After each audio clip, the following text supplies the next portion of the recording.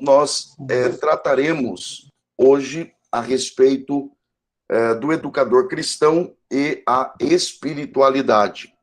Então, a proposta de hoje à noite é nós buscarmos fazer ou apresentar aqui, de alguma forma, a relação entre o papel que o educador cristão desempenha, ou pelo menos deve desempenhar, seja como um gestor, né, como um coordenador, seja como um docente, isto é, como um professor.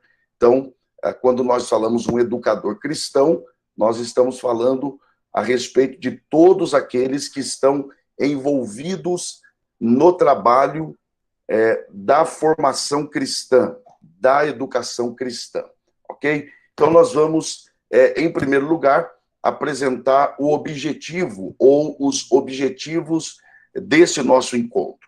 Então, aí estão, após este encontro, deveremos ser capazes de, primeiro, conhecer o papel do educador cristão.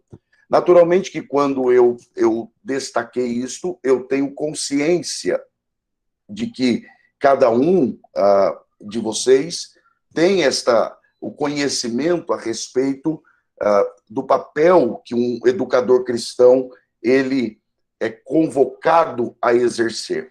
Conhecer aqui diz respeito a uma reavaliação, a uma revisitação no sentido do ser um educador cristão.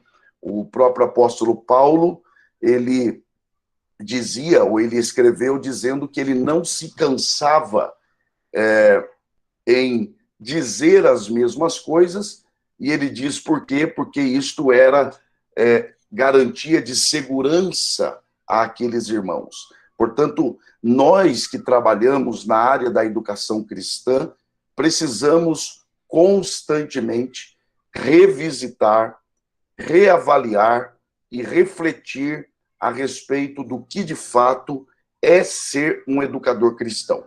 Em segundo lugar, nós temos como objetivo também conhecer o sentido de espiritualidade. Nós ouvimos muito sobre espiritualidade, aliás, o tempo em que nós vivemos, denominado de pós-moderno, e uma das suas marcas é a ênfase à espiritualidade, é a ênfase à experiência com o sobrenatural, mas, do ponto de vista bíblico, o que de fato é uma espiritualidade? Quais as características de uma verdadeira e saudável espiritualidade? E, em terceiro lugar, e aí já fazendo um link, né, usando aí uma expressão bem atual, com a educação cristã. Então, a relação entre educação cristã e espiritualidade, se há esta relação, qual seria esta relação?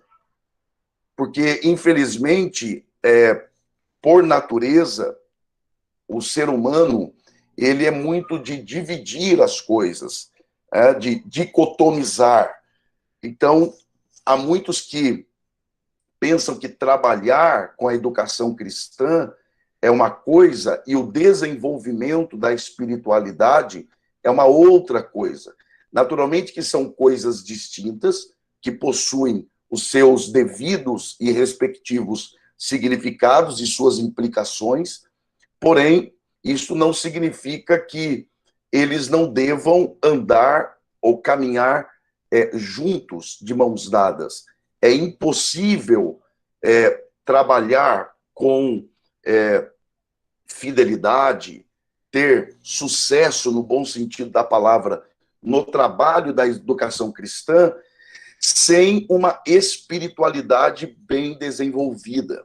Por outro lado, é impossível uma espiritualidade verdadeiramente bíblica, bem fundamentada e saudável, sem que haja a orientação, e esta orientação por meio daqueles que trabalham com a educação cristã. Então, percebam que a educação cristã ela depende, ou o seu sucesso depende da espiritualidade, e a espiritualidade só será bem fundamentada e saudável se ela for orientada por aqueles que trabalham, que militam na esteira da educação cristã. Então, esse é um outro objetivo que temos nesta noite de terça-feira. E, finalmente, e não menos importante, como a espiritualidade pode, e não só pode, como deve influenciar a educação cristã. Então, havendo esta relação, de que forma a espiritualidade ela dialoga, ela influencia a educação cristã, ok? Então, esses são os nossos objetivos, e se ao final desse nosso encontro vocês saírem conhecendo um pouco mais sobre o educador cristão, espiritualidade e a relação entre essas duas áreas, então teremos alcançado os nossos objetivos. Então, avançando um pouco mais, nós temos aí, então, a parte de definições. A definição ela é fundamental, porque uma compreensão correta a respeito de um determinado assunto, por certo, resultará em práticas corretas.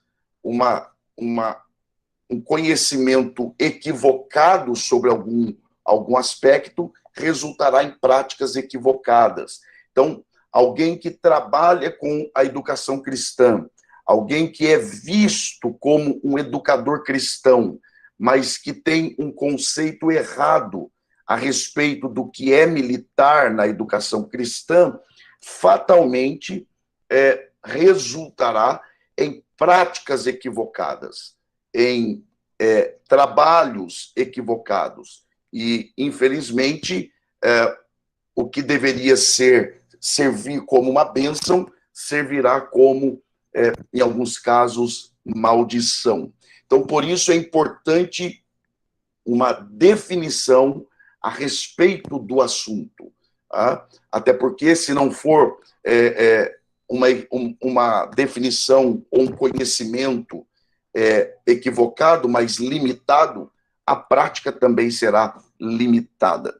Então, nós temos aí um pensamento de J. Acomênio, que viveu entre 1598 e 1670, em que ele defende que todo homem ele nasce apto para adquirir conhecimento das coisas.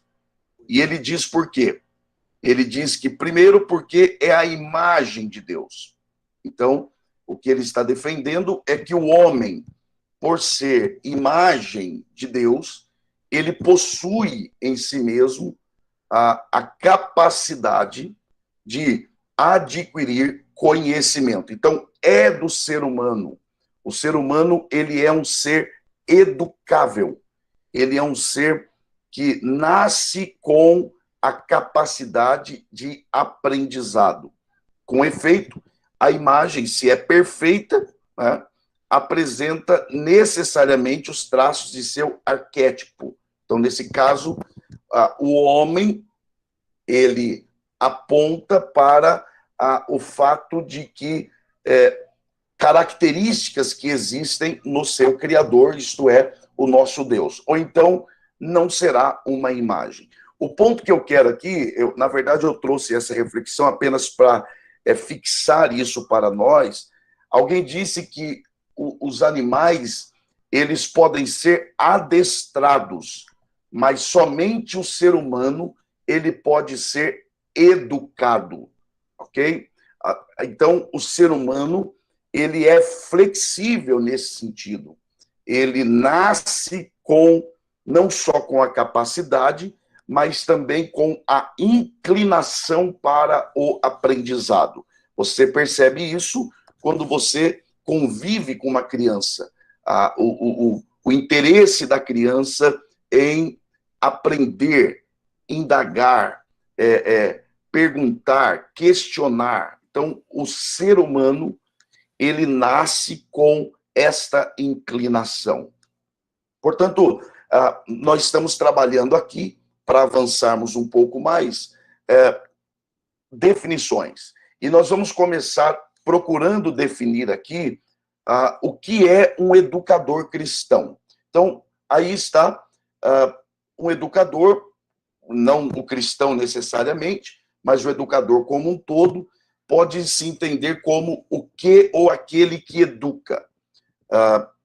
E a figura aí do educador, ela se relaciona muito bem com a ideia do professor, que, por sua vez, diz respeito àquele que ensina uma ciência ou uma língua. Então, de forma bem prática, o educador é o que ou aquele que educa. O professor é aquele que ensina, ok? Agora, eu fiz um destaque especial aí,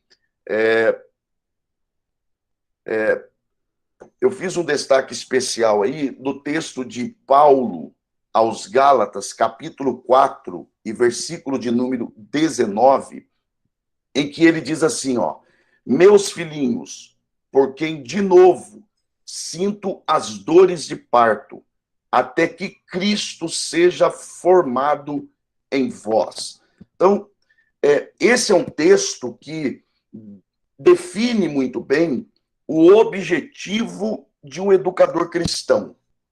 Então, há um pedido aqui do Douglas para que os irmãos desliguem a câmera, porque está afetando um pouco na qualidade da transmissão. Tá bom? Muito obrigado. Mas voltando aqui, aqui nós encontramos, a partir desta palavra do apóstolo Paulo, é possível identificar o grande objetivo do trabalho de um educador cristão. E este objetivo não é outro, senão o de gerar o caráter de Cristo em seus alunos. Então, Paulo, ele usa a figura de uma gestação. E não só uma gestação, mas ele também aponta aqui para o momento do parto. Então, é lógico que quando você pensa que, olhando para o texto do apóstolo Paulo, quando você pensa no parto, fatalmente você pensa também no processo da gestação. Então, Paulo está deixando claro que o gerar o caráter de Cristo, gerar Cristo nas pessoas, primeiro, é um processo.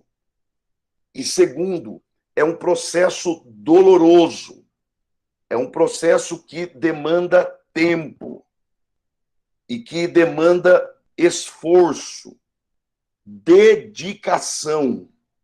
Então, qual é o grande objetivo do ministério daqueles que são chamados a serem educadores cristãos? De forma objetiva, gerar Cristo, gerar o caráter de Cristo nas pessoas. Agora, e isso por meio do quê? De um processo que demanda tempo. Por meio do quê? De dedicação, que demanda o quê? Dor, sofrimento, horas de dedicações. Paulo mesmo já disse que quem tem o ministério do ensino, que haja dedicação no ensino. Então, agora, avançando aqui, observe que aí também encontra-se escrito que os que trabalham na educação cristã têm como objetivo gerar o caráter de Cristo em seus alunos. E conforme o texto informa, trata-se de um processo doloroso que requer esforço e dedicação. Agora, nesse sentido, essa tarefa tem suas raízes na responsabilidade que a igreja tem de fazer discípulo de todas as nações. Mateus capítulo 28, do 19 ao 20. Então, um outro nome, um outro título que pode ser dado a um educador cristão é o título de um discipulador.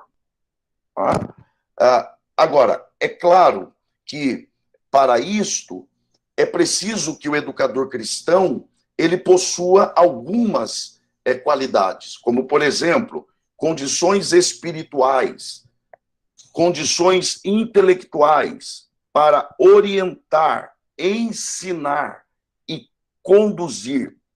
O educador cristão, ele tem que entender também que nesse processo de discipulado, de condução, o ato de educar, o ato de ensinar, o ato de ser um educador cristão vai além da transmissão de conteúdos doutrinários. Então, o educador cristão, ele não é só aquele que transmite conhecimento, que transmite conteúdo. Pelo contrário, uma vez que, como Paulo está dizendo, que por quem de novo sinto as dores de parto, é um envolvimento de entranhas, é um envolvimento de vida na vida, de participar da vida do outro. Então, o educador cristão não é só aquele que uma vez por semana, e aí considerando a realidade da maioria das extensões aqui representadas, o papel do educador cristão vai além do que uma vez por semana você encontrar com seus alunos, seja presencialmente ou agora por alguns dias de forma virtual, e você transmitir conhecimento, conteúdo. Isso é importante? Mas o papel do educador cristão vai além disto. Está muito além disto. Ou seja, é vida na vida. Porque envolve as mais diversas áreas da vida. Quando olhamos, por exemplo, para as cartas que Paulo escreveu a Timóteo, Paulo está cumprindo o papel de um discipulador. É um pastor discipulando um jovem pastor, um pastor experiente, discipulando um jovem pastor. E Paulo, ele não fica transmitindo conteúdo, conhecimento a Timóteo. Não. Paulo trata de questões práticas, de questões da vida, da saúde física de Timóteo, da saúde emocional de Timóteo, da saúde espiritual de Timóteo. Ou seja, o educador cristão é alguém que precisa entender que o seu papel vai além da transmissão de conteúdo. Agora, disso depende o quê? De uma boa relação entre o professor, o educador cristão, com o seu aluno. O que eu estou estabelecendo aqui é a importância de uma relação extra-sala. O professor, o educador cristão, ele deve ser alguém aberto a relações saudáveis com aquele a quem ele está ensinando. Seguindo aí, para nós conseguirmos alcançar o nosso objetivo, pode passar. Aí nós temos a definição das palavras. Então, as palavras educação e educar procedem do latim educare, com relação à palavra ducere, que quer dizer conduzir, levar, e educere, tirar de, retirar, criar. Educare tem o sentido de criar, alimentar, ter cuidado com, instruir. Muito provavelmente oriunda do termo grego que aponta para instruir, educar, formar, ensinar, formar a inteligência, o coração e o espírito espírito de. Olha, nós poderíamos aqui dedicar toda esta palestra a pensarmos nesses termos, nesses significados. Eu sei que a maioria, se não todos, estão olhando ou está olhando, observando cada palavra que aponta para um sentido de educação ou educar, e nós começamos a perceber que, às vezes, sem notarmos, é isso que fazemos.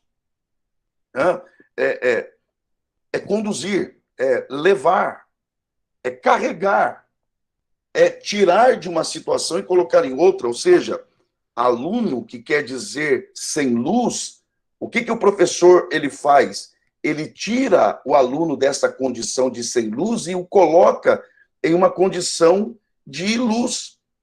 Ou seja, o professor tira o aluno de uma condição que ele não conhecia a respeito daquele assunto e o coloca agora em uma situação de que agora ele conhece.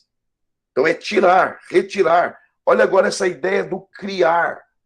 Então, o educador cristão, ele realmente tem o papel de gerar, de criar, de tornar realidade algo que ainda não existe. Alimentar. Então, o educador cristão, ele alimenta o seu aluno por meio dos seus ensinos bíblicos. Agora, formar a inteligência, o coração e o espírito. Percebam que o papel de um educador é mais do que um papel de intelectualidade. É um papel de formação intelectual, emocional e espiritual. Então, o educador cristão, ele tem que ter essa consciência de que ele atua na totalidade dos seus alunos. Você não fala só da boca para o ouvido. Você fala para a mente. Deve falar ao coração e deve crer que o que você está ensinando tem poder de tocar o espírito da pessoa. Então, o papel da educação cristã, do educador cristão, é trabalhar a totalidade, a integralidade do aluno. Agora, para avançarmos um pouco mais, observe que aí embaixo nós temos a divisão em 4 partes da missão da educação. Você pode ver aí, processo. Então, gravem isto. A educação não é algo acabado. A educação não é algo finalizado. Não, pelo contrário.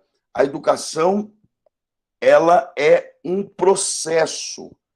Ela acontece, além de ser um processo dinâmico, ela também acontece dentro desse processo que jamais acaba. Então, por exemplo, alguém poderá dizer, mas quando nós estivermos na eternidade com o Senhor, isso vai acabar.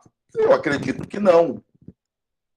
Porque estaremos com o Senhor e agora Ele nos ensinará. Por toda a eternidade.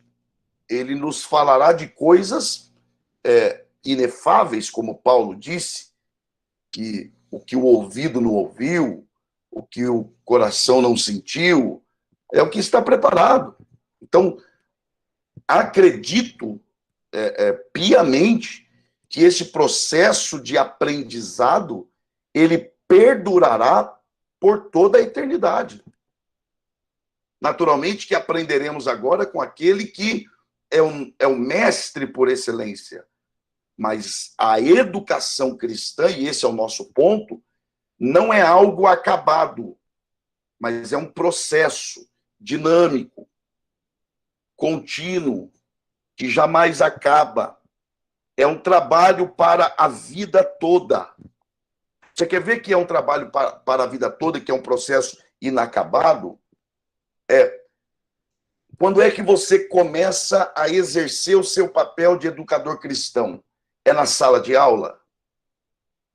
Ora, se for na sala de aula, eu preciso conversar com o seu coordenador para nós revermos isto. Porque o trabalho de um educador cristão, de um professor, ele não começa na sala de aula. Ele começa antes, na elaboração da aula, na sua preparação. Então, é antes. Então, a educação cristã, ela se divide em 3 etapas, para comprovar que é um processo antes da aula, durante a aula e depois da aula. Antes, o preparo, durante a aula em si, e depois você tem o trabalho de orar para que Deus aplique aquelas verdades ao coração do seu aluno. Você tem que avaliar o aluno, embora essa avaliação ela também tenha que ocorrer durante a aula, a participação, o crescimento do aluno, o aprendizado do aluno, mas também a disponibilidade do professor em se envolver com a vida do aluno. Veja, então, que educação é um processo. Mais do que isso, educação também é uma transmissão de valores. Porque educar é mais do que transmitir conteúdo, como eu tenho dito. Educar é transmitir experiência, valores, interpretações, relação professor e aluno, aluno e professor, aluno e aluno. A formação de um homem é feita por outro homem. Então, eu tenho que entender que a educação cristã é mais do que transmissão de conteúdo, é transmitir experiência, valores, interpretação bíblica de livro, da vida, do tempo. Então, mais do que nunca, nós vivemos dias em que os nossos alunos querem uma interpretação nossa a respeito do que estamos vivendo. Então, esse é o papel também de quem milita na educação cristã. Mais do que isso, educação também é um processo de interiorização, porque isso quer dizer, educar é assimilar, é acomodar valores que passa de uma pessoa para a outra. Então, o que seria esse processo de interiorização? Aquilo que o professor passa, aquilo que o educador cristão passa, tem que ser passado de tal forma que isso seja assimilado pelo aluno. Aí envolve didática, que é o que nós também aprenderemos ainda durante esta semana de atualização da docência da FAESP. Mas o professor, o educador cristão, ele precisa se preocupar com a assimilação do aluno, a acomodação. Agora, é só um toque aqui, rápido, é claro, que não temos tempo para isso, que eu preciso avançar um pouco, para que o professor consiga isto, ele precisa ter uma capacidade de leitura do seu tempo. E aí, falando estritamente da teologia, a teologia, ela é fruto do seu tempo.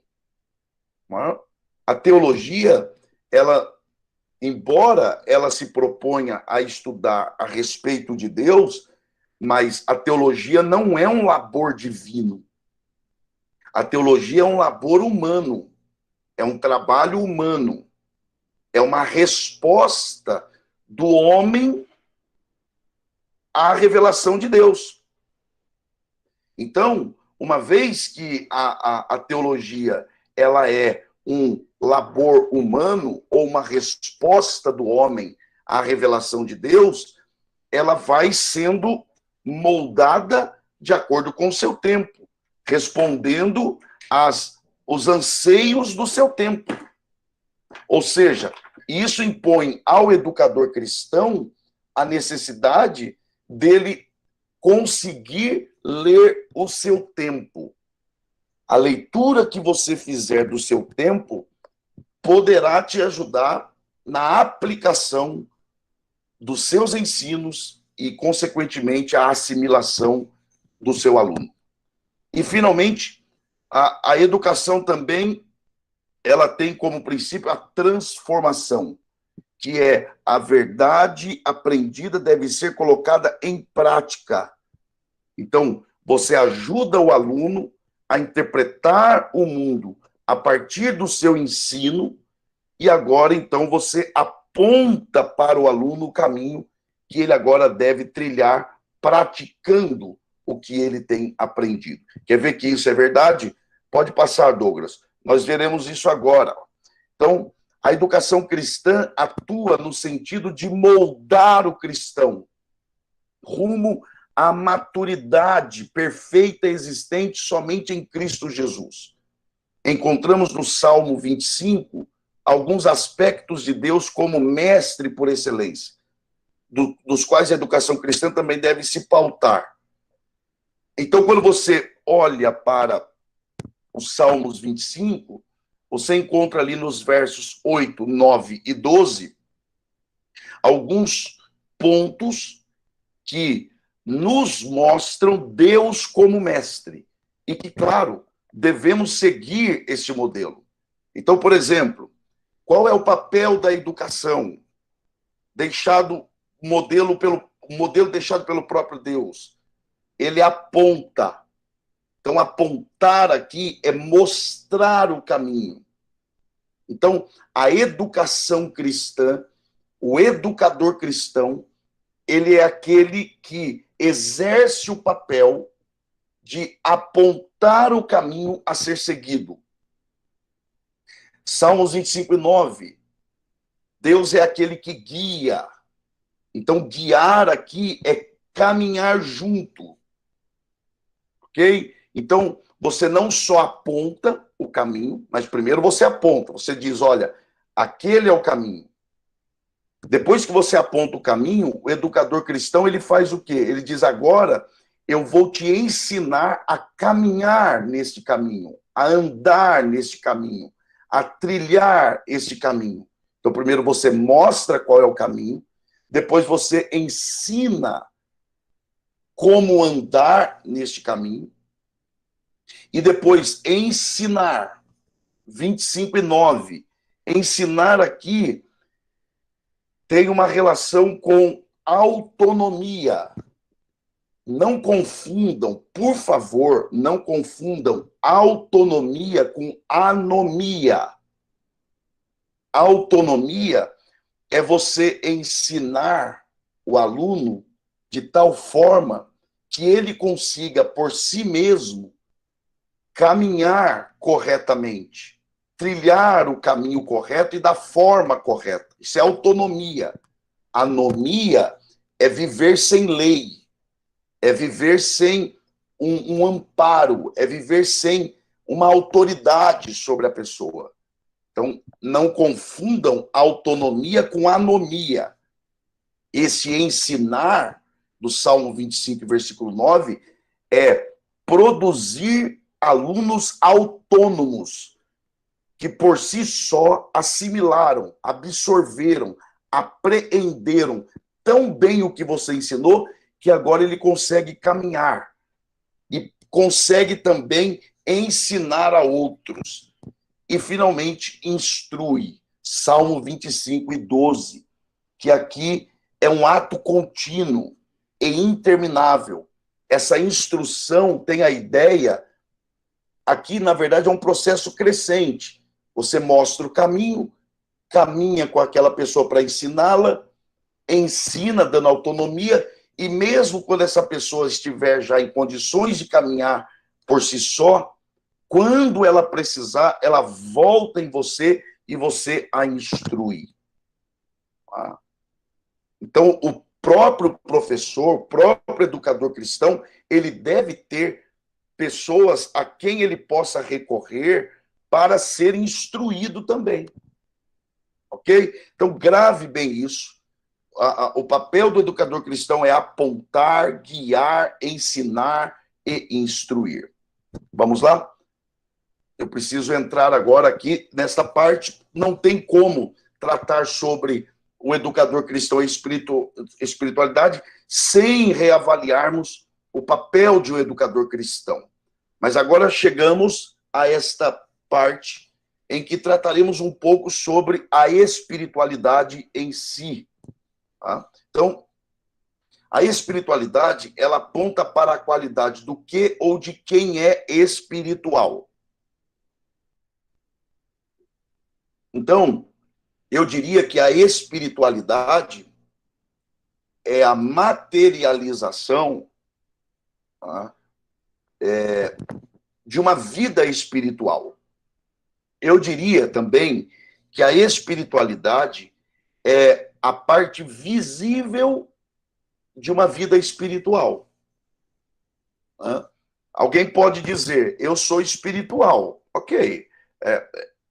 Isso, quem poderá dizer para você que não? Né? Ou dizer para essa pessoa que não? Porque isso é subjetivo.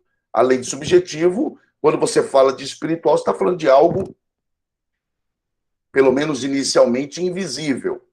Né? Ainda que esse também é um assunto a se discutir, porque eu entendo que, biblicamente falando, historicamente falando, por exemplo, um ato de conversar ou ter um diálogo saudável com alguém pautado nos princípios da palavra de Deus, também é um ato espiritual.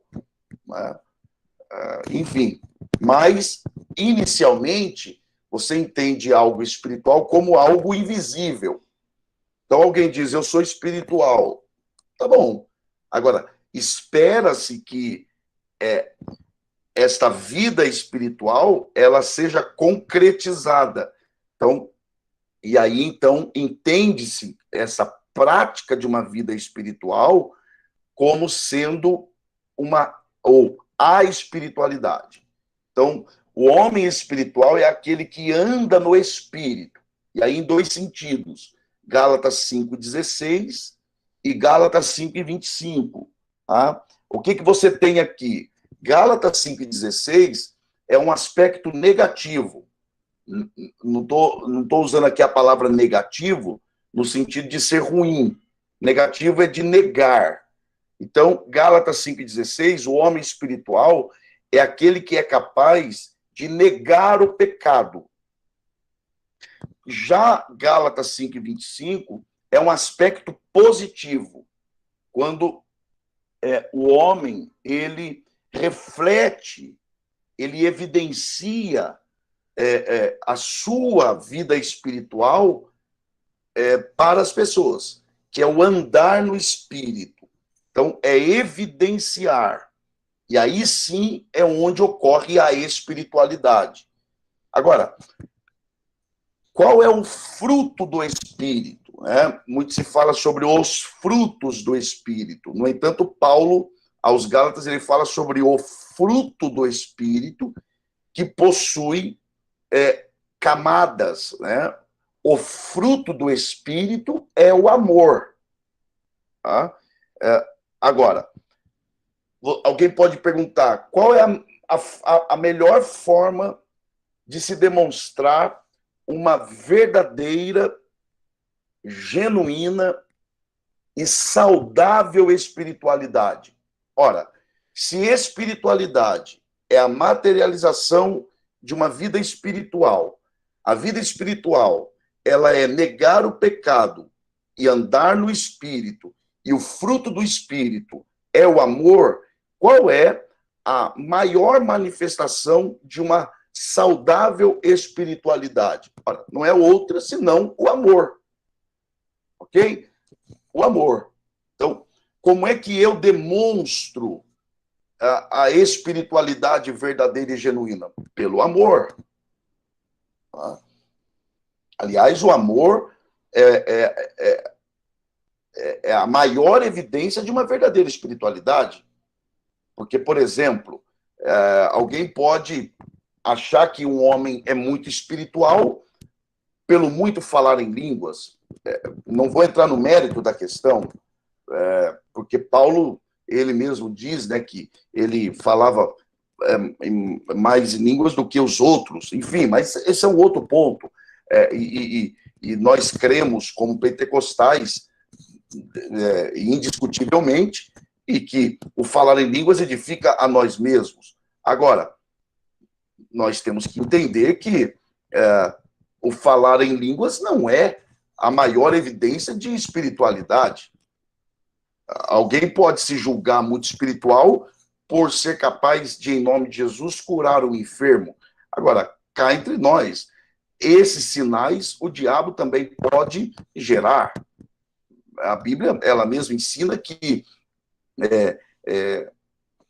se necessário, o diabo faz descer fogo do céu, e que, inclusive, sendo capaz de enganar até os escolhidos. Agora, o amor, só Deus pode gerar. Não dá para imaginar Satanás induzindo pessoas a amar. O amor é a maior evidência de uma espiritualidade genuína e saudável. Um outro ponto, não podemos confundir espiritualidade com divinização. Na verdade, a santificação não é o processo pelo qual Deus diviniza o homem. Não. A santificação é o processo de reumanização do homem. Quando alguém faz algo muito ruim, o que se diz? Ele é um desumano. Porque o pecado desumanizou as pessoas. A santificação reumaniza as pessoas. E a maior demonstração de humanidade, no sentido de bondade, generosidade, solidariedade, empatia, é o amor. Então, esse é o ponto. Esse é o ponto. O amor é a maior evidência de uma espiritualidade genuinamente bíblica e saudável. Pensando nisso, olha o que Perry de Dawes ele diz. Ele mostra que a motivação, conforme você vê aí na tela, a motivação de um educador cristão deve pautar nas seguintes bases. Olha só. Primeiro, o coração do educador deve ser motivado pelo amor. Segundo, o desejo do educador cristão deve ser o de ver pessoas crescendo na fé. Terceiro, o ministério educacional não deve ser egoísta, mas um serviço aos outros. O ministério do ensino deve ser apresentado como um dom de amor aos outros. Então percebam que o educador cristão que desenvolve uma espiritualidade saudável nunca trabalhará para si mesmo, mas sempre pelo outro. Ele nunca vai buscar, em primeiro lugar, os seus próprios interesses. Porque ele alcançou uma maturidade cristã tão bíblica, bem fundamentada, que ele reflete o amor de Cristo, ele reflete o caráter de Cristo, ele reflete o caráter do próprio Deus, que demonstrado em Cristo, trabalha pelo outro, em detrimento de si mesmo. Então, quando Deus chama Abraão, Deus não diz, eu vou te abençoar para que você seja abençoado. Não, eu vou te abençoar para que você abençoe os outros. Isso é um princípio de Deus. E Jesus materializa isso de forma perfeita, quando, em cumprimento a Isaías 61, no capítulo 4 do Evangelho de Lucas, ele diz, o Espírito do Senhor Deus está sobre mim, aquele texto que todos nós conhecemos. Agora, não é para mim, é em mim, para quê? Dar vista aos cegos, pôr em liberdade os cativos. Então, é em mim para os outros, não é em mim para mim. Então, quando o educador cristão, ele desenvolve uma espiritualidade genuinamente bíblica e saudável, a maior evidência é ele, em detrimento de si mesmo, trabalhar em favor do outro, esmerar-se pelo crescimento do outro, dos seus alunos, dos seus educandos. Tá? Então, o conceito, seguindo aí, o conceito de uma vida espiritual pode ser compreendido sobre 2 pontos. Então, se nós estamos falando que a espiritualidade é a materialização daquilo que chamamos de uma vida espiritual,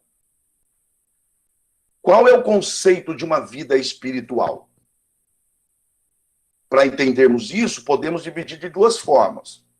Primeiro, andar com Deus, e segundo, o coração. Por que eu coloquei assim? Porque esse andar com Deus é aquilo que é feito, aquilo que é praticado, aquilo que é extra de mim, é fora de mim.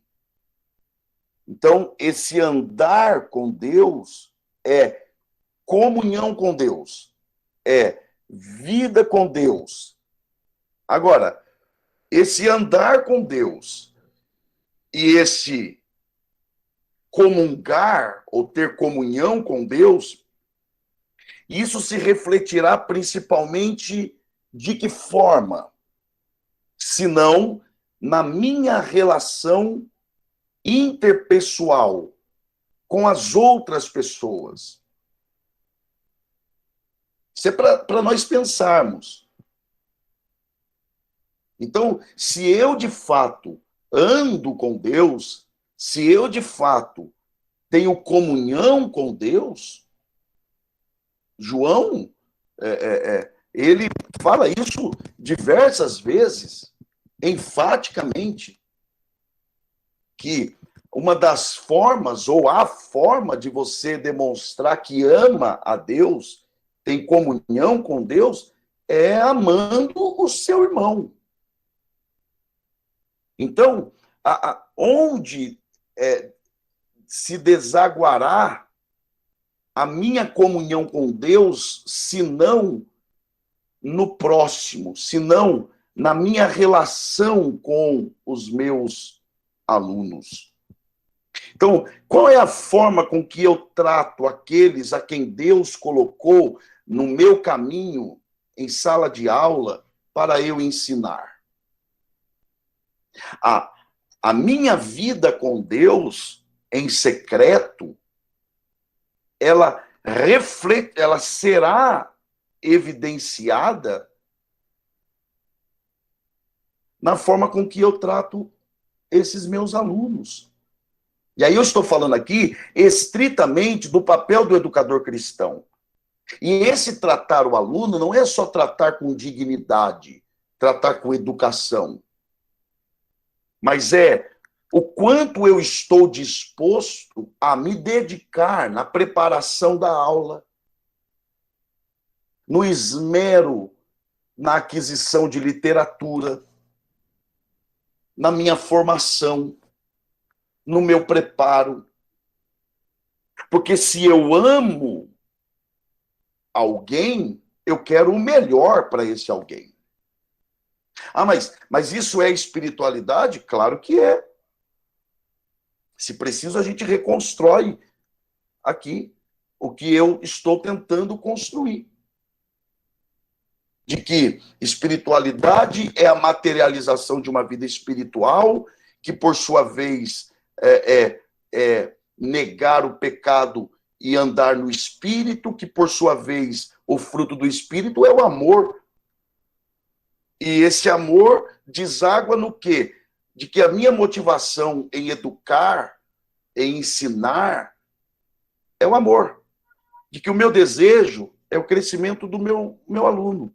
De que o meu ministério é pautado em servir o outro e não a mim mesmo.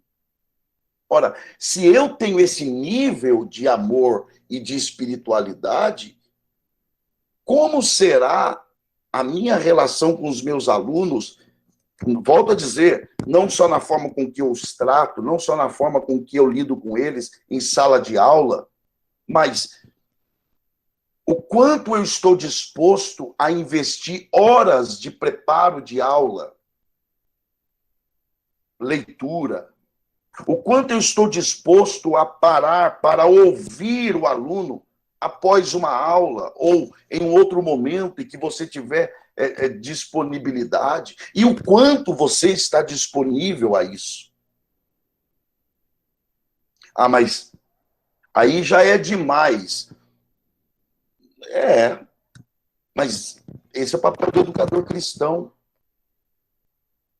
Ah, mas eu não ganho ao ponto de fazer a este nível. Pois é. E agora? Essa reflexão sobre o amor, é disso que nós estamos falando. É disso que nós estamos falando. É a respeito desse doar-se. Em um primeiro momento, sem querer nada em troca. Então, a vida espiritual, ela pode ser compreendida sob 2 pontos. Primeiro, esse andar com Deus, que é a comunhão, é a vida com Deus que desaguará na vida dos meus alunos. Volto a dizer, estritamente tratando aqui sobre a questão da educação cristã. E, em segundo lugar, o coração. Aí já não é mais o andar com Deus, o fazer algo. Não, aí já é uma ação interna. E quando eu falo de coração, eu estou falando sobre a fonte de todas as coisas. Poderíamos falar sobre o coração em vários aspectos, o pensamento judeu sobre coração, o pensamento dos apóstolos, o pensamento dos pais da igreja, dos reformadores, enfim. Mas não é o nosso ponto aqui hoje. Mas eu poderia dizer que o coração aqui é de onde tudo procede. Aquilo que Jonathan Edwards chamou de afeição, ou afeições. O que seriam estas afeições? É o sentimento por detrás do sentimento. Interessante isso, né? O que seria esse sentimento por detrás dos sentimentos? A ira, e aí, usando um exemplo do próprio Edwards, a ira que um crente sente diante de um ato de injustiça, essa ira é provocada por uma afeição positiva, que é moldada pelo Espírito Santo. Então, internamente, o Espírito Santo atuou em mim, e ele atuou de forma tão profunda que este sentimento, nesta parte tão profunda do meu ser, gera essa indignação com atos de injustiça. Por outro lado, uma ira carnal, segundo o próprio Edwards, é também uma demonstração de uma afeição não tocada pelo Espírito Santo. Então, é o sentimento por detrás do sentimento. É de onde tudo procede. É o sentimento mais profundo. Então, o conceito de uma vida espiritual é essa comunhão com Deus, esse andar com Deus, que desaguará na vida das pessoas, no nosso caso, dos nossos alunos, a quem dedicamos a nossa vida. Agora, esse andar com Deus, e aí é 2 pontos aqui. Além de ser fruto de uma ação do próprio Deus em nos conduzir por esta comunhão, quanto mais andamos com Deus, mais ele toca nas nossas afeições, no nosso coração. Então, por vida espiritual, entendam isso. Andar com Deus, comungar com Deus, que desaguará positivamente na vida dos meus alunos e esse trabalhar de Deus no meu interior. Tá? Douglas, pode passar, por favor. Agora, educação cristã e espiritualidade. Trabalhamos até aqui essa questão das definições. Eu prometo que não vou lhes cansar, mas chegamos ao ponto de tratarmos um pouco sobre educação cristã e espiritualidade. Eu lancei aqui as bases, tá, de algumas reavaliações, considerando que todos aqui sabem do que nós estamos falando, conhecem sobre o assunto.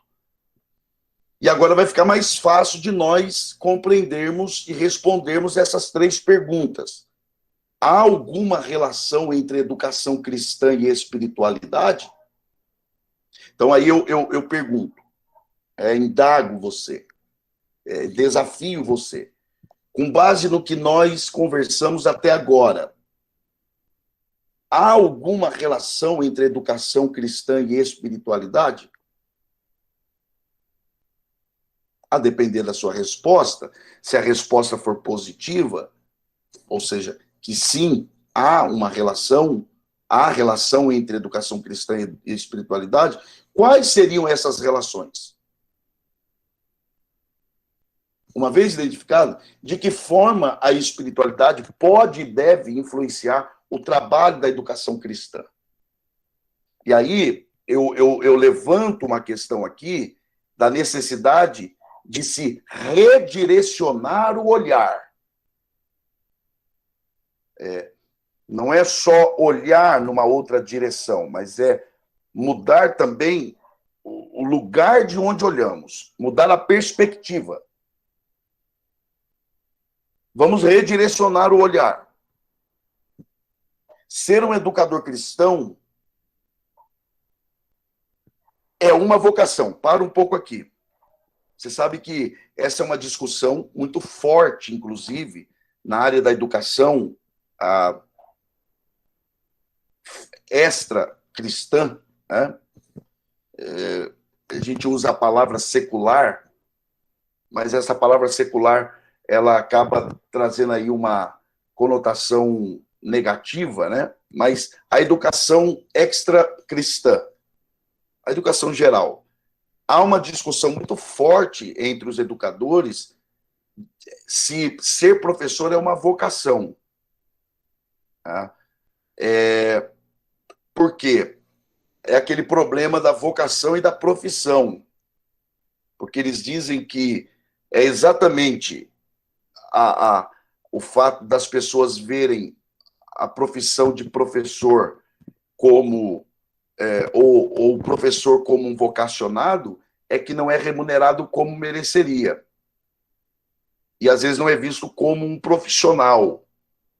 Mas esse é um ponto também para, em uma outra ocasião, nós conversarmos. Até que ponto vocação e profissão são ligados um ao outro ou desligados. É uma questão a se levantar. Eu estou instigando vocês aqui, porque vocês atuam nessa área, é uma coisa a se pensar. Mas vamos lá. Eu só parei aqui para levantar isso, até para vocês pesquisarem, buscarem conhecer, e você que conhece também, numa data oportuna, compartilhar sobre isso, que isso é muito importante. Mas seguindo aqui, ser um educador cristão é uma vocação que vai além da esfera natural. Então, há sim a vocação natural, que é aquela inclinação, o pender para o lado, tá? Tudo bem, tá? Mas o educador cristão possui uma vocação que ultrapassa, que transcende o natural. Por quê? Porque trata-se de algo que tem sua fonte em Deus. Então, uma vez que alguém se propõe a atender o chamado de Deus para ensinar princípios cristãos, no nosso caso aqui, bem específico, teologia, Então, é preciso encarar isso como uma vocação divina, como um chamado, como você sendo alguém que foi chamado por Deus para isso. Tá? Claro, isso tem o seu lado honroso, uma tarefa nobre, mas há implicações nisso. Tá? Então, qual é, então, a missão do educador cristão nesse sentido? Mas observem, uma vez que Deus é a fonte de uma vocação, ou da vocação de um educador cristão, esta fonte, grave bem isso, a fonte, ela não é algo apenas que se restringe ao chamado. Isso é muito importante. Quando eu falo que Deus é a fonte da vocação de um educador cristão, isso implica em dizer que a fonte determina os métodos e os objetivos. Então, se é Deus quem te chamou para exercer a função ou a vocação de educador cristão, então é o próprio Deus quem determina os métodos e os objetivos a serem alcançados. Sendo assim, o educador cristão possui uma missão que transcende as expectativas humanas na educação. Ora, se a educação cristã ela está além de uma vocação natural, logo as suas expectativas também estão além. Então, o educador cristão, qual é a sua missão? Primeiro, agradar a Deus. Essa é a sua primeira missão. Agradar a Deus. Enquanto você prepara a sua aula, busque agradar a Deus, fazendo da melhor forma possível. Enquanto você leciona, entenda, você está fazendo aquilo ali para agradar a Deus. No trabalho pós-aula de um professor, de um educador cristão, faça para agradar a Deus, como sendo para Deus. E a segunda missão, edificar e treinar a igreja de Cristo. Edificar aqui é consolidar, mas não é só consolidar. Edificar aqui é trabalhar nas bases. E o construtor sabe melhor do que eu de que trabalhar nas bases é investir e trabalhar onde não é visto. Então, o educador cristão é aquele que trabalha numa dimensão que nem sempre é vista pelas pessoas. É o trabalho da edificação, do lançar base. E o treinar aqui é preparar a igreja. Preparar a igreja para o que ela de fato deve ser. Esse é o seu papel. Esse é o nosso papel. Edificar, consolidar, ser capaz de trabalhar onde às vezes não é visto, não é lembrado, não é reconhecido. Esse é o nosso papel. E também treinar a igreja. Efésios 4, a partir do verso 11. Ali está também, nos dons ministeriais, parte, ali é o ministério do ensino. Aliás, todos aqueles dons são relacionados à palavra, mas tem ali específico que é do ensino. Mestres e doutores. E que trabalham para quê? Para o aperfeiçoamento, o treinamento.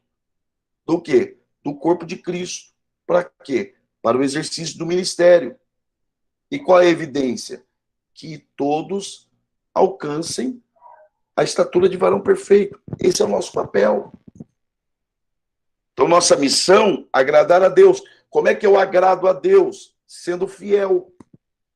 fidelidade, lealdade. Então, qual é o critério? Qual é o critério de Deus avaliar o trabalho de alguém, de um educador cristão? Fidelidade ou infidelidade. Então, esta é a nossa missão: agradar a Deus, edificar e treinar a igreja. Pode passar, Douglas, por favor. Ainda sobre o redirecionar o olhar, o educador cristão que tiver a consciência de que deve agradar a Deus e que trabalha na edificação da igreja, tem maiores condições de não negociar o instrumento a ser usado no cumprimento de sua missão. Tá? Qual é esse instrumento? As Escrituras. As Escrituras. Então, abaixo aí você percebe, observe bem, há muitas propostas de inovações para a educação como um todo, inclusive na cristã. Então, por exemplo, você pega aí a educação geral, né? Quem é professor sabe aqui do que eu vou dizer rapidamente. A LDB de 1996, que traz uma nova perspectiva sobre a avaliação da aprendizagem. O que é aquilo ali? É uma inovação. Tá? É a autonomia do aluno, o protagonismo do aluno. O professor ele se torna apenas um mediador. Tá? Porque, de acordo com os que defendem isso aí, o professor era tido como uma figura autoritária. O aluno tinha medo e, por isso, tinha evasão escolar. Por que eu estou trazendo isso aqui? Tinha ali a LDB de 60, e depois de 71, e finalmente a de 96. Essa questão dentre outras coisas, da avaliação, uma nova forma de avaliar o aluno. Por que eu estou trazendo isso aqui? Porque há constantes propostas de inovações para a educação. E, querendo ou não, isso afeta também a educação cristã.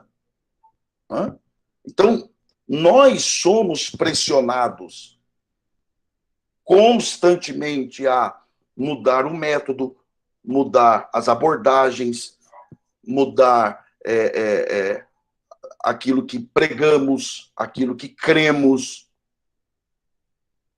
Então, a esse respeito, conforme está escrito aí, o educador cristão deve ter a firmeza de não negociar os princípios básicos, principalmente que o seu principal instrumento de ensino é a palavra de Deus.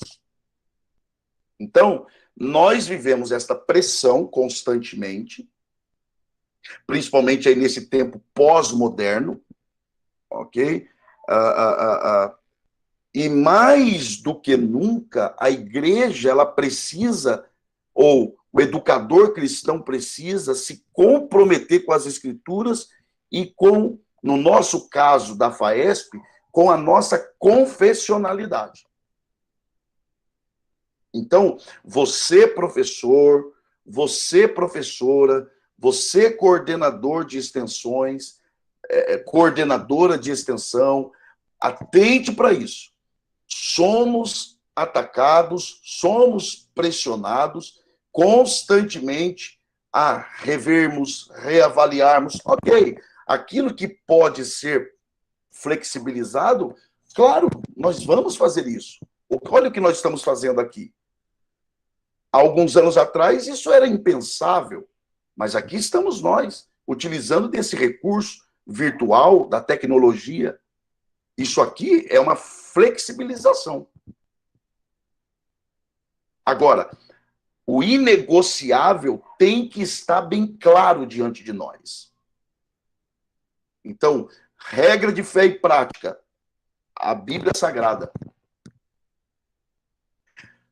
No que diz respeito à confessionalidade da FAESP, nós somos assembleianos, pentecostais, e cremos desta forma e ensinamos isto. Tá bom? Então, é preciso tratarmos a respeito disso. Pode passar, Douglas. E agora chegamos aí ao final, o educador cristão e a espiritualidade. A espiritualidade do educador cristão deve fundamentar-se em, primeiro, dignidade pessoal. Então, a espiritualidade do educador cristão deve estar fundamentada, primeiro, dignidade pessoal. Atos 20, 31. Paulo falando à igreja que estava em Éfeso, em especial aos anciãos, ele trata sobre isso. Tá? Eu faço até questão de ler esse texto aqui, ou para vocês, ou aqueles que acompanharem com vocês. Se não der para ler aí, você anota, depois você medita com mais tempo. Mas olha o que diz, Atos 20 e 31. Portanto, vigiai, lembrando-vos de que durante 3 anos não cessei, noite e dia, de admoestar com lágrimas a cada um de vós. Então, Paulo está se despedindo desses irmãos, tá? Por ocasião da sua terceira e última viagem missionária, e ele está trabalhando exatamente essa ideia. A ideia da sua dignidade pessoal. E a sua dignidade pessoal tinha relação direta com o quê? Dignidade está diretamente relacionada à autoridade. Porque o que seria autoridade? Autoridade é ser digno de ser ouvido. Por isso que alguém que perde a autoridade, dificilmente, ele pode reconquistá-la? Pode, mas é muito difícil. Porque a autoridade está relacionada à dignidade. Uma pessoa com autoridade é uma pessoa que é digna de ser ouvida. Um professor que possui autoridade é um professor digno de ser ouvido. O aluno, ele senta e diz, este vale a pena ouvir, esta vale a pena ouvir. Em outras palavras, o que ele está dizendo? Este ou esta são dignos de serem ouvidos. Percebe quando Jesus ele envia as cartas às 7 igrejas da Ásia? Antes da mensagem, ele se apresentava. Ele sempre dizia, isto diz aquele que é verdadeiro, que é santo, que tem a chave de Davi, que abre ninguém fecha, fecha ninguém abre. Por que ele está fazendo isso? Ele está mostrando a sua patente. Em outras palavras, ele está dizendo, quem está falando é digno de ser ouvido. Então, o educador cristão, ele precisa ter o cuidado com a sua dignidade pessoal. A sua dignidade pessoal está relacionada à sua autoridade. E isso tem relação com respeito. E esse respeito não é imposto, ele é conquistado. E ele é conquistado pelo tempo, pelo convívio, pelo trato, pela demonstração de condições de ocupar o lugar que se ocupa. No caso de um professor, demonstrar, não falando que é, mas demonstrando no processo que você está pronto a dar aula. E aí é onde chegamos, então, nessa dignidade que tem relação direta com a autoridade, que se manifesta em diferentes áreas, como, por exemplo, conforme está aí, a autoridade moral. A autoridade moral, que também tem relação aí com vida íntegra em todos os aspectos, a autoridade moral tem aqui uma relação com 2 coisas que eu quero destacar. crer no que ensina. Você precisa crer no que você ensina. Agora, Paulo, ele tinha condições, porque Romanos 1,16, ele fala o que pensa e crê sobre o evangelho, que ele diz que é o poder de Deus para a salvação de todo aquele que crê. Ele repete isso em 1 Coríntios, capítulo 1, 22 ao 24, e isso é tão real nele que ele não negocia a mensagem. Então, eu demonstro nas minhas convicções e na forma com que eu ensino, que eu não só ensino, como eu creio naquilo que eu estou ensinando. E segundo, viver o que ensina. 1 Coríntios 4,16, capítulo 11, verso 1, Filipenses 3,17, Paulo convoca os irmãos a olhem para mim. Olhem para mim, sede meus imitadores. Isso é peso de autoridade. Então, a autoridade moral e também a autoridade espiritual. Um educador cristão, ele tem de ter autoridade espiritual. Como é que ele adquire isto? Autoridade espiritual, estudo das escrituras. A autoridade ou assiduidade nos cultos. Um professor que não frequenta os cultos e o aluno está observando. Um coordenador que não frequenta os cultos, os alunos estão observando. Então, como é que eu galgo isso? Como é que eu alcanço isso? Como é que eu construo essa relação de dignidade pessoal, de exercício de autoridade de forma respeitosa, conquistada, e que os alunos, eles me respeitam e é uma relação saudável? É isso aí. Autoridade moral. Crer no que ensina, viver o que ensina. Autoridade espiritual. Estudo das escrituras, assiduidade nos cultos, lealdade à liderança, fidelidade à sua liderança, submissão à sua liderança, participar das ceias, frequentar os cultos de ensino. É uma construção, comunhão por meio da oração. E, finalmente, autoridade intelectual.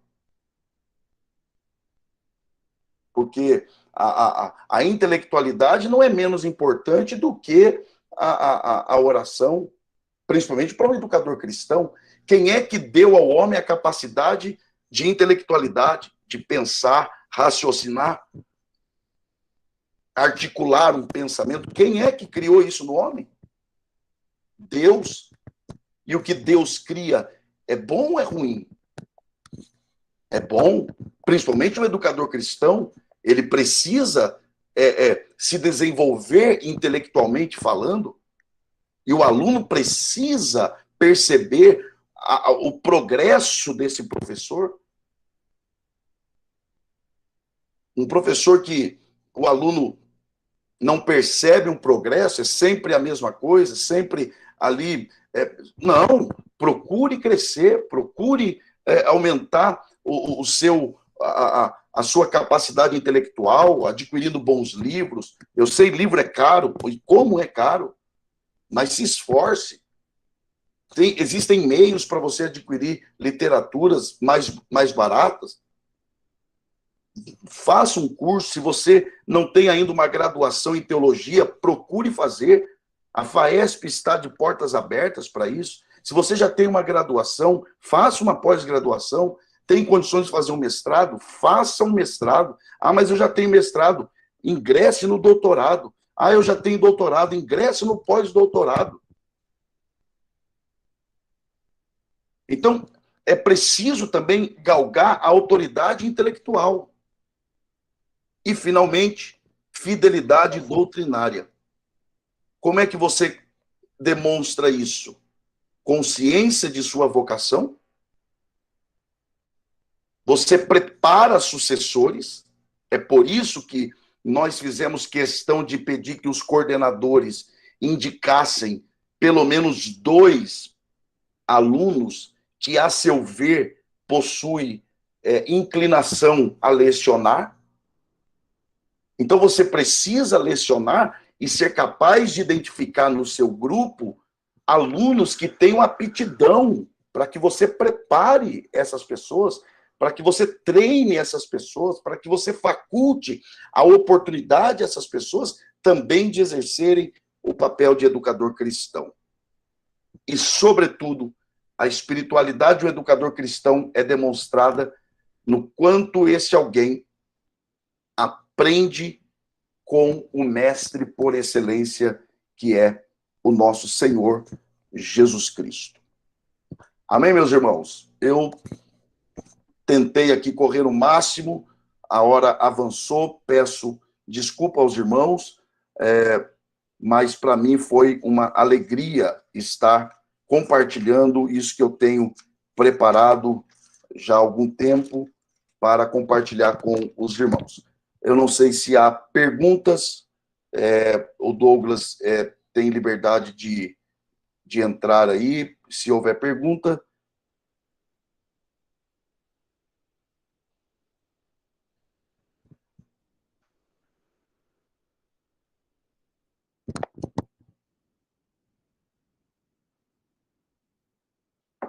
Vamos lá, então. Temos algumas perguntas aqui, pastor Elias.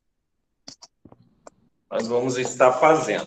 Eu peço aos irmãos que desativem, por favor, a câmera e o microfone, e pode escrever as perguntas aqui no chat também, tá bom? Nós separamos algumas aqui e vamos estar fazendo. O Ronaldo de Jesus dos Santos, ele faz a seguinte pergunta, pastor Elias: qual a estratégia para os desafios da nossa evasão, seja nos núcleos teológicos, sejam em nossas EBDs?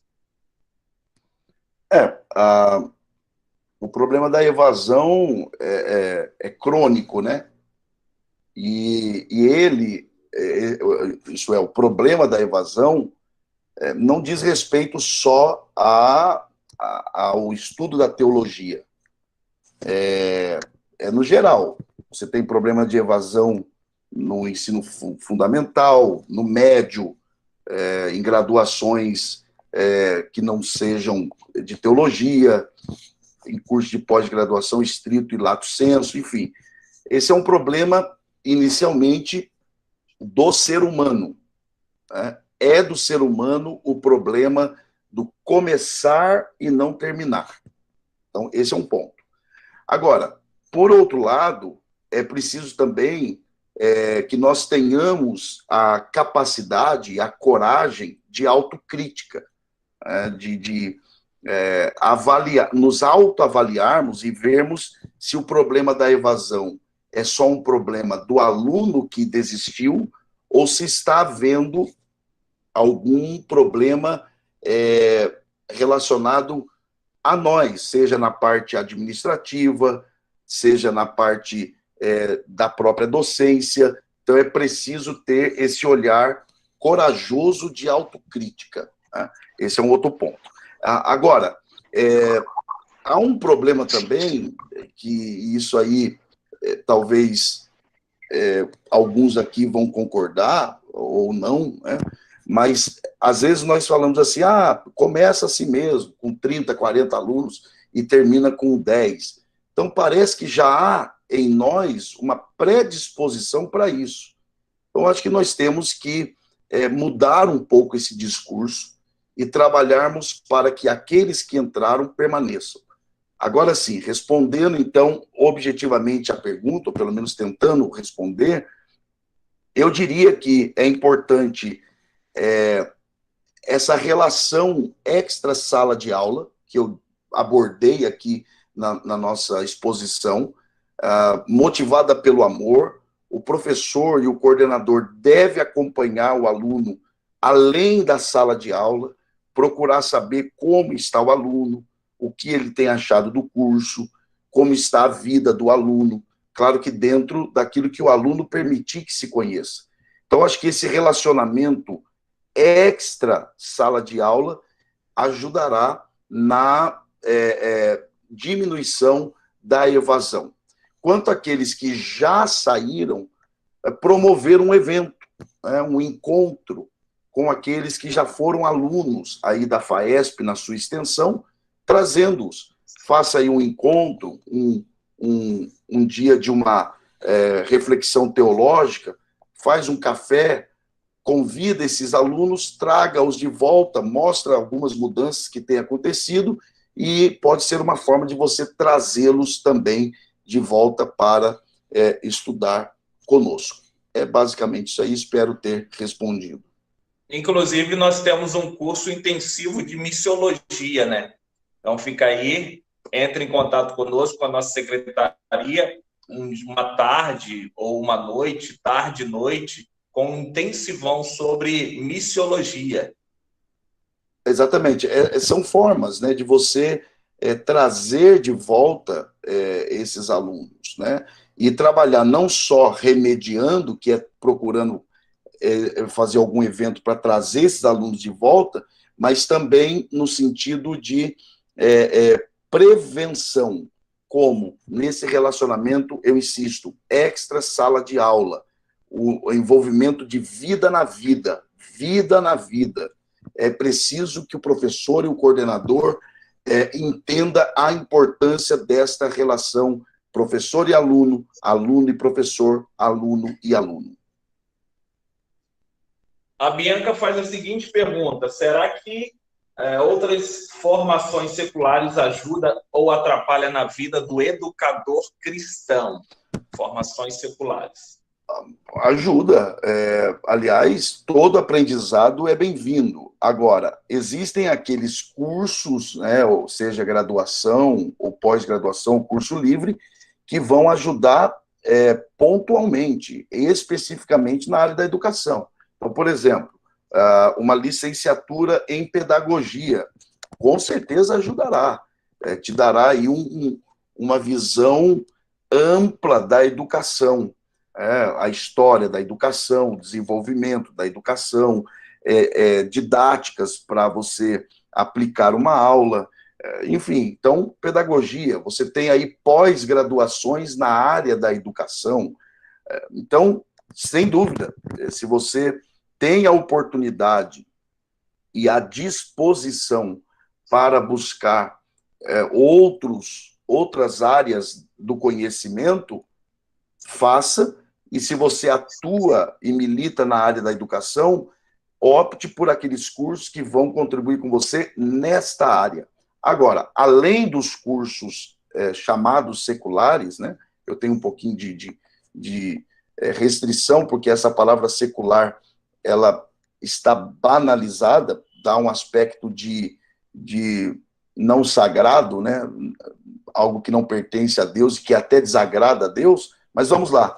Se você quer fazer um curso, além desses cursos chamados seculares, você tem aí opções de vários cursos na área da teologia, pós-graduações, mestrado, graduação, doutorado, enfim, é sempre muito bem-vindo. Ótimo, então. Vamos para mais uma pergunta.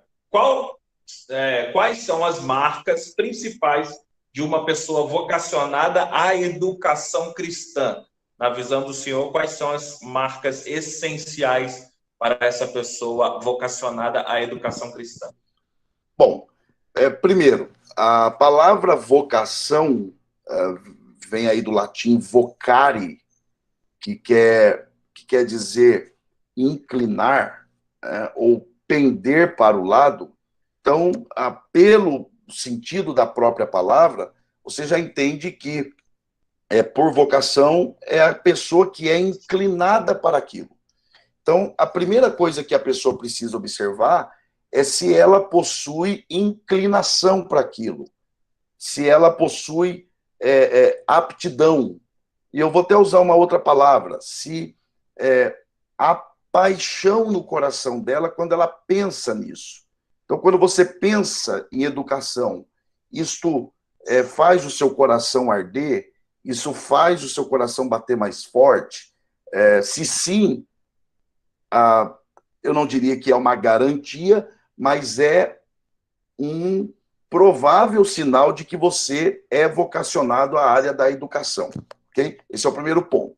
Uma outra coisa que eu diria, uma pessoa vocacionada à educação, ela necessariamente será inclinada aos estudos, ela será inclinada à leitura, ela será inclinada à busca pelo conhecimento, né? Eu, particularmente, duvido da chamada de alguém para o ministério da palavra e do ensino que não gosta de ler, ou que pelo menos não busque criar o hábito da leitura, porque de repente a pessoa não tem o hábito, mas ela entende que ela é vocacionada ao ministério da palavra e ela então entende que ela tem que se envolver com a leitura.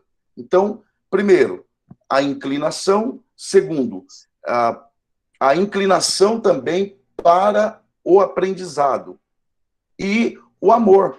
Amor pelas pessoas, o desejo que as pessoas aprendam, o desejo que as pessoas cresçam. Eu acho que essas são as 3 marcas que eu colocaria. Tem mais, mas essas seriam as principais. Inclinação para a educação, inclinação para o aprendizado e também o desejo que as pessoas cresçam e melhorem a cada dia, e eu me ponho à disposição delas para que elas, então, aprendam. Ótimo, então vamos fechar, nós temos aqui já 9h09 agora, vamos fechar com uma pergunta do Kleber Wood Maciel. Ele faz a seguinte pergunta: a paz do Senhor, pastor Elias, os desafios para o educador cristão são muitos. O que o Senhor tem para nos instruir acerca de alunos obreiros que não têm fidelidade nas aulas? Hoje, qualquer evento extra parece ser prioridade em relação à teologia. Deixam as aulas sem justificar. Essa dificuldade seria uma falha na liderança ou uma falha de interesse nas aulas? Seria nossas aulas sem conteúdos? Bom, é aquilo que eu falei um pouco na parte da evasão, mas essa pergunta dá para nós abordarmos sobre um outro aspecto.